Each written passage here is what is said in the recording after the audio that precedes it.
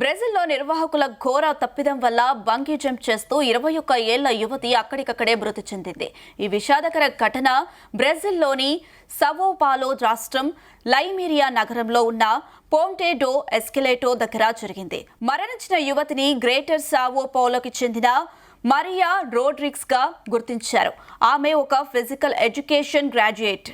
Private ఆపరేటర్లు నిర్వహించిన rope jump event లో పాల్గొనడానికి రోడ్రిగ్స్ తన స్నేహితులతో కలిసి వెళ్లింది. బంగీ జంప్ చేయడానికి వంతెనపైకి వెళ్లిన ఆమెను కిందకు వదిలేసే ముందు అక్కడ సిబ్బంది ఆమె కాళ్లకు మరియు సేఫ్టీ హార్నెస్ కు భద్రతా తాడు కట్టడం మర్చిపోయారు.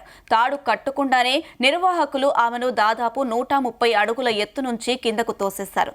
దీంతో ఆమె నేరుగా కింద పడి అక్కడికక్కడే ప్రాణాలు కోల్పోయింది. ఈ ఘోర ప్రమాదానికి సిబ్బంది నిర్లక్ష్యమే కారణమని ప్రాథమికంగా తేలింది. భద్రతా ప్రమాణాలు పాటించకుండా యువతి ప్రాణాలు పోవడానికి కారణమైన 6 నిర్వాహకులను పోలీసులు అదుపులోకి తీసుకుని విచారిస్తున్నారు.